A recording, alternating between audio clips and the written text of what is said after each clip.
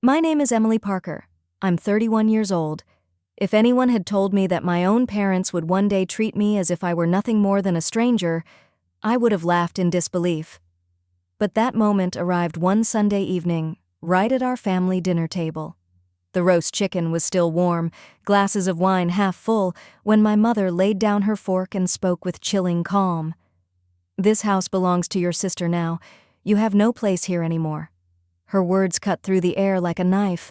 My hands went cold, my fork frozen halfway to my mouth.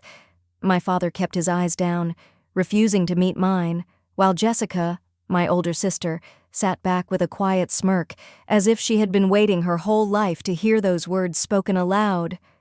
I whispered, almost pleading, "Mom, Dad, you can't mean that. This is my home too," but my mother's eyes were hard, unyielding. She simply shook her head. My father's silence was an answer in itself, and Jessica's satisfied smile told me everything else I needed to know. Have you ever felt the sting of being pushed aside by the very people who should have loved and protected you? If you understand that kind of pain, then I know you'll understand mine. Please subscribe and hit like, not just for my story, but to remind others who've been through this that they're not alone. I stood up from the table, my legs trembling. "You're really throwing me out?" "For her?" I asked, my voice breaking. My mother's reply was merciless. "You were always second best, Emily. Don't make this harder than it has to be." The words slammed into me harder than any shout could. My father wouldn't even look at me. Jessica tilted her chin high, already the queen of the castle. Minutes later, I was on the porch, the lock clicking behind me. The key in my pocket was useless now. The house glowed warmly from the inside, but I was left standing in the cold Montana night, shivering, tears streaming down my face. 31 years of belonging, gone in the blink of an eye. I thought that was the worst betrayal a daughter could ever endure. But what I didn't know then was that this was only the beginning. As I dragged my small suitcase down the dark street that night, memories began to flood back, memories I had spent years trying to bury. The truth was, my parents' words at the dinner table were not born in that moment. They had been planted long ago in the soil of favoritism that had shaped our family from the very beginning. Jessica, my older sister, was always the chosen one. From the day she was born, she seemed to shine in my parents' eyes. She wore the prettiest dresses, got the newest toys, attended the best schools. Every photo album told the same story. Her birthdays were grand affairs with balloons, cakes, and crowds of smiling relatives. Mine were quieter, sometimes forgotten altogether, with a single candle stuck in a store-bought pie. Mother, Linda, was the architect of this imbalance. To her, Jessica was everything she wanted in a daughter: polished, ambitious, eager to follow the path laid out for her. I, on the other hand, was the dreamer. I scribbled stories in old notebooks and spent hours by the window imagining worlds far beyond our small Montana town. To my mother, that was nothing but wasted time. "You'll never get anywhere writing silly stories," she'd snap, her eyes narrowing. "Jessica knows what matters: success, reputation, results. You should learn from her." Father, Thomas, rarely raised his voice, but his silence spoke volumes. Whenever Mother cut me down, he would sip his coffee or retreat behind a newspaper, never once stepping in. That silence hurt more than her words. It told me I was not worth defending. Jessica grew into her role as the golden child with ease. She was showered with praise for every achievement, no matter how small. When she won a local debate contest, Mother framed the certificate and hung it in the living room. When I finished writing a short story that won honorable mention at school, the paper ended up in a drawer, forgotten. I remember one Christmas vividly. I was 12, and all I wanted was a typewriter. A clunky old one would have been fine. I dreamed of pressing the keys, of feeling like a real writer. That morning, Jessica unwrapped a brand new bicycle with ribbons on the handlebars, while I was handed a plain sweater, 2 sizes too big. I smiled politely, but inside, something cracked. The only person who ever noticed my pain was Grandma Margaret. She was gentle, with warm hands that smelled faintly of lavender. She would sit with me on her porch swing, listening as I read my stories aloud. "Emily," she'd say, her eyes twinkling, "you have a gift. Don't let them convince you otherwise." She believed in me when no one else did. Sometimes she would slip me small notebooks or leave encouraging notes tucked into my school books. "Keep writing. Your voice matters." Those words carried me through the loneliest years. But when Grandma passed away, everything changed. Her house, her steady presence, her quiet belief in me, all gone. After the funeral, I noticed how quickly my parents shifted the spotlight back to Jessica.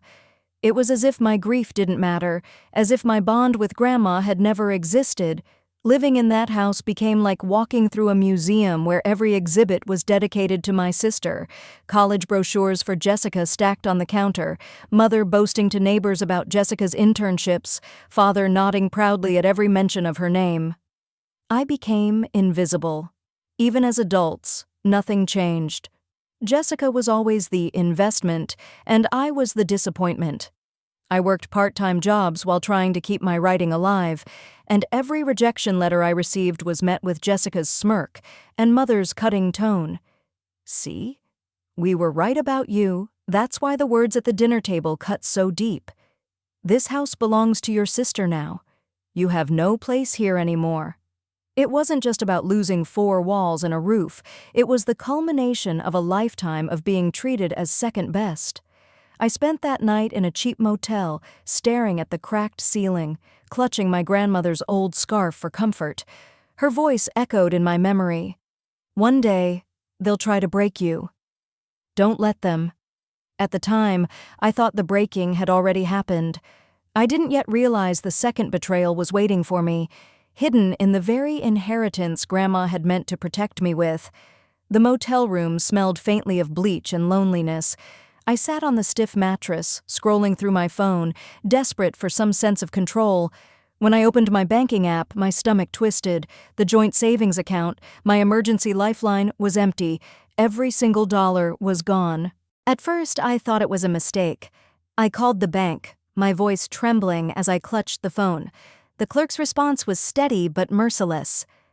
"The withdrawal was made yesterday by Jessica Parker." Authorized under her name, I dropped the phone onto the bed, my hands shaking. My sister hadn't just taken the house, she had taken the last bit of security I had left. For years, she had been handed everything, but now she had stripped me down to nothing. That night, I cried until my chest ached, not just from the loss of money but from the cruel confirmation that my family truly saw me as disposable. I thought that was rock bottom. But a week later, I learned how wrong I was. The email arrived late at night, its subject line like a ghost knocking at my door. "Florence Margaret Parker Trust." It was from Robert Hayes, a lawyer I dimly remembered from Grandma's funeral. My pulse quickened as I opened it. "Dear Emily," it read, "you are the named beneficiary of a trust established by your grandmother, Margaret Parker. This trust entitles you to assets including continued residence in the family home and financial support for your career as a writer. Please contact me immediately to discuss enforcement." I stared at the screen, hardly breathing. Grandma. She had left something for me, not Jessica. Not my parents. For me. My hands shook as I dialed Robert's number. His voice was calm, steady, as he explained the truth. The trust had been established years ago, a safety net meant to ensure I had a home and the means to pursue my writing. Grandma had seen the imbalance in our family. She had known. And she had acted quietly, deliberately, to protect me. But my parents had never told me. They had ignored the trust, locked me out of the house, and declared Jessica the rightful heir. Even worse, Robert explained that more than $100,000 had been withdrawn from the trust in the past year. The money had been funneled into Jessica's business ventures, transactions approved by my mother and father. I pressed a hand to my mouth, my whole body trembling. The betrayal at the dinner table had been brutal, but at least it had been spoken aloud. This was betrayal wrapped in silence, hidden behind signatures and bank statements. They hadn't only robbed me of my home, they had stolen my grandmother's final gift, her way of telling me I mattered. I closed my eyes and could almost hear Grandma's voice again, soft and steady on the porch swing. "Emily, you are just as worthy as anyone else. Don't let them convince you otherwise." And yet, here I was, facing the crushing weight of their lies, realizing they had convinced themselves that I was worth nothing. I clutched her old scarf, still faintly smelling of lavender, and sobbed into it until my chest burned. For 31 years, I had endured the sting of favoritism, the silence of my father, the scorn of my mother, the smug superiority of my sister. But this was different. This was a theft of love, of trust, of legacy. It was the second betrayal, the one I hadn't seen coming. When the tears finally subsided, I opened the documents Robert had sent. The language was dense, but one thing was undeniable. I still had rights. The house wasn't Jessica's. The funds weren't theirs to spend. Margaret Parker's trust still carried legal weight, and with it, her voice. As I read, I felt her presence beside me, whispering through every line, "You are stronger than their doubts." Something hardened in me that night. I had spent years bowing my head, swallowing the bitterness, telling myself it was easier to stay quiet. But now I saw the truth laid bare. My parents had cast me out, and my sister had stolen from me. They had betrayed not just me, but the memory of the one person who ever believed in me. I wiped my face, folded the papers neatly, and slid them back into the envelope. My hands were still shaking, but my heart had found its anchor. The battle ahead would be ugly. I knew that. But I also knew this: they had taken enough from me. And for the first time in my life, I was ready to fight back. The conference room smelled faintly of leather and coffee, the kind of place where lives are quietly rearranged with a few strokes of a pen. I sat at one end of the long table, a folder of documents in front of me. My palms were damp, but I kept them folded neatly, hiding the tremor in my hands. Across from me sat the three people who had defined and destroyed my childhood: my mother Linda, stiff-backed and cold-eyed; my father Thomas, shoulders slumped, his gaze fixed on the table; and Jessica, my older sister, lounging in her chair with that same smirk she'd worn at the dinner table. Beside me was Robert Hayes, the lawyer Grandma Margaret had trusted. He was calm, professional, his briefcase open, papers arranged with precision. His presence felt like the only shield I had. Robert cleared his throat. "We're here to address the mismanagement of the Margaret Parker Trust," he began, his voice even. "This trust was established specifically for Emily Parker. It ensures her right to reside in the family home and provides financial support for her career. There have been serious violations," Mother scoffed, waving a manicured hand. "Violations? Don't be ridiculous. We've done what's best for the family." My chest tightened. Those words, "best for the family," had always been her shield, her justification for every cruel decision. Robert slid a stack of papers across the table. "Bank records show over $100,000 withdrawn from the trust without Emily's knowledge. These funds were diverted to Jessica Parker's business accounts, with authorization from both Linda and Thomas Parker. That is a direct breach of the trust's terms." Jessica leaned forward, her voice dripping with disdain. "So what? The money went to something useful. Emily would have wasted it scribbling her little stories that no one reads." Heat rushed to my face. For years I had swallowed comments like that, let them fester in silence. Not today. I met her gaze, my voice steady. "They weren't little stories, Jessica. They were my dreams, and Grandma believed in them enough to protect them, even from you." Her smirk faltered, just for a second. Father finally spoke, his voice low. "Emily, we thought it was better this way. Jessica had the potential to succeed, to carry on the family name. You—" He trailed off, staring at his hands. "You what, Dad?" My voice cracked, but I forced the words out. "You thought I wasn't worth it? That I didn't deserve the home I grew up in? That Grandma's last wishes didn't matter?" His silence was answer enough. Robert leaned forward, his tone sharp. This is not about potential. It's about legality. The trust was explicit. Emily Parker is the sole beneficiary. By locking her out of the home and diverting funds, you've not only violated the trust, you've committed fraud. Mother's face flushed red. Fraud? How dare you? I cut her off, my voice louder than I intended. How dare you, Mom? You stood at that dinner table and told me I didn't belong, when all along you knew Grandma had left the house to me. You didn't just take my home, you stole her love, her legacy, and you let Jessica take every last dollar meant to give me a chance. The room fell silent. My chest heaved, my eyes burned with tears I refused to let fall. Jessica slammed her hand on the table. You don't deserve any of it, Emily. You've always been weak, always a failure. Grandma was blind to see anything in you. I leaned forward, my voice low but firm. Maybe I am weak. Maybe I failed 100 times, but Grandma saw me. She saw more in me than you or Mom or Dad ever did, and now the truth is out. You can't take that from me. Robert slid another paper across the table, his pen tapping lightly. Emily is entitled not only to the house and the remaining funds, but also to damages for the misappropriated amount. The audit will move forward. If repayment is not made, legal action will follow. Mother's lips trembled, though she tried to mask it with anger. We built this family's reputation from nothing. You think she deserves to tear it down? I shook my head slowly. I'm not tearing it down, Mom. You did that yourself the night you locked me out. Father closed his eyes, his jaw tight, but he said nothing. Jessica shifted uncomfortably, the confidence draining from her posture. For once, she didn't have a comeback. I reached into my folder and pulled out Grandma's handwritten letter, its edges worn from the nights I had clutched it like a lifeline. My voice softened as I read. Emily, they will doubt you, but you are stronger than their doubts. This trust is my way of protecting you, so you can keep chasing your stories. Tears blurred my vision. I laid the letter on the table between us. She believed in me.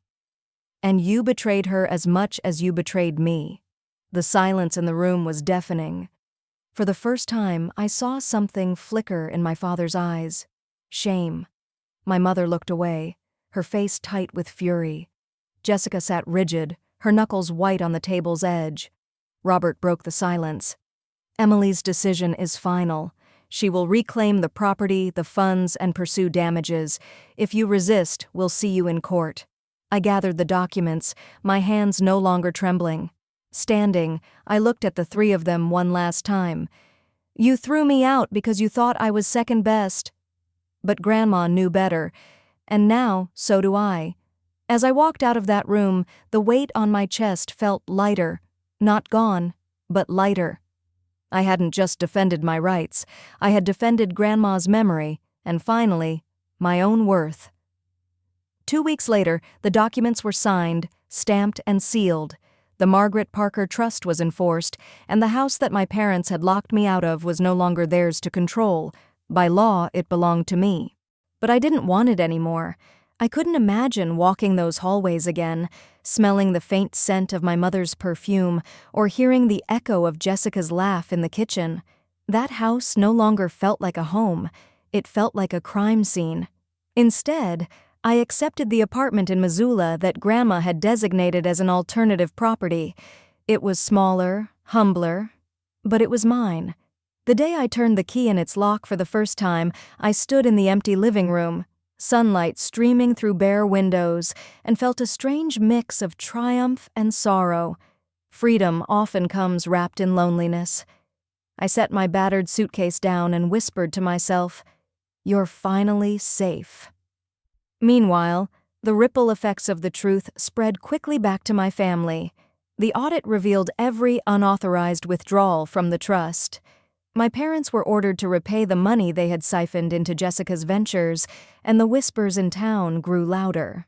In Missoula, reputation travels fast. The Blair Events Company, my parents' pride, their so-called legacy, began to unravel. Clients pulled out, unwilling to attach their names to a family under investigation for financial misconduct. A local paper ran a story about trust violations and family disputes, never naming me outright but leaving little doubt about who was involved. Mother, once so proud and commanding, became a shadow of herself, ducking away from neighbors who used to admire her. Father buried himself in paperwork, avoiding every phone call that wasn't from a lawyer. And Jessica, confident, radiant Jessica, watched her carefully constructed world collapse. Her business contracts dried up, her social circle thinned, and for the first time in her life, she tasted the bitterness of consequences. I didn't celebrate their downfall. Despite everything, they were still my family. Watching them crumble was like watching a tree rot from the inside. It pained me, even though the rot had nearly destroyed me. But I also knew this: their ruin was the cost of their choices. They had sown favoritism, deceit, and greed. Now they were harvesting the thorns. In my apartment, life moved slowly at first. The rooms were bare, just a second-hand desk, a cheap lamp, and a mattress on the floor. But each piece I added felt like a declaration of independence: a thrift store couch, a stack of notebooks, a small plant on the windowsill. At night, I would sit by the desk with Grandma's letter framed beside me, her words like a steady hand on my shoulder. "You are stronger than their doubts." I repeated them every time fear whispered that I couldn't make it alone. The silence of the apartment was heavy, but it was a different kind of silence than the one I'd grown up with. At home, silence had been my father's weapon, his way of telling me I wasn't worth defending. Here, silence was possibility. It was space for me to write, to breathe, to finally hear my own voice. Of course, there were nights when the ache of loss crept in. I would imagine what it might have been like to have parents who supported me, a sister who cheered for me instead of tearing me down. The grief of what I never had was a constant shadow, but alongside that, grief was something new: relief. For the first time, I wasn't measured against Jessica. I wasn't dismissed by Linda or silenced by Thomas. I was simply Emily, and that was enough. I didn't need their approval anymore. I had my freedom, my grandmother's faith, and a future still unwritten. As I looked out over the city lights from my small balcony one evening, the cool Montana breeze brushing against my face, I realized something profound. Losing my family had hurt more than I could have imagined. But finding myself, truly finding myself, was worth every tear. My new apartment in Missoula was nothing fancy. Just a one-bedroom place with thin walls, a small balcony, and second-hand furniture. Yet every time I turned the key in the lock, I felt something I had never known in my parents' house: peace. The silence here was not heavy with judgment. It was the kind of silence that gives space to breathe, to dream, to simply exist without fear. I filled that silence with words. Late into the night, the steady rhythm of my keyboard became the heartbeat of my new life. Each sentence I wrote felt like reclaiming a piece of myself that had been dismissed for years. Writing was no longer rebellion against my mother's scorn or my sister's ridicule. It was survival, healing, and truth.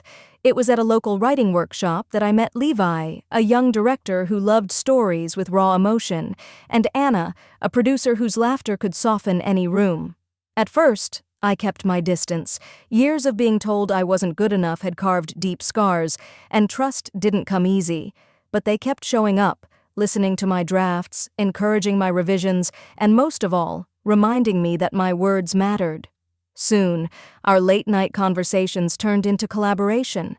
We sat in coffee shops, sketching scenes on napkins, debating character arcs, and dreaming of projects that might one day reach the screen. With them, I was no longer the invisible daughter, no longer second best. I was Emily, a writer, a friend, someone worth hearing. One evening, as we gathered in my small apartment with takeout containers spread across the table, Levi leaned forward and said, "Emily, you're stronger than you think. All the pain you've carried, it's not wasted. It's fuel," Anna added softly. "Sometimes family isn't who you're born to. It's the ones who choose to stand beside you." Her words sank deep. They reminded me of Grandma Margaret on her porch swing, her wrinkled hands steady over mine. You are stronger than their doubts. She had seen the truth long before I did, that love and belonging aren't always found in blood, but in the people who truly see us. That night, after Levi and Anna left, I stepped onto my balcony. The Montana sky was painted in shades of fading orange and soft lavender. I held Grandma's letter, her handwriting firm and certain. This trust is my way of protecting you. Don't let them take that from you. For the first time in years, my tears weren't bitter. They were filled with gratitude for her faith, for my resilience, and for the unexpected gift of finding a family in the people who chose me. And maybe you too have felt overlooked or dismissed. If Emily's journey speaks to you, please like this video, subscribe to the channel, and share your own family stories in the comments.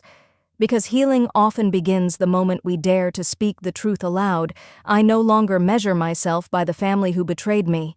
I measure myself by the love I carry forward, the people who lift me up, and the stories I still have yet to write.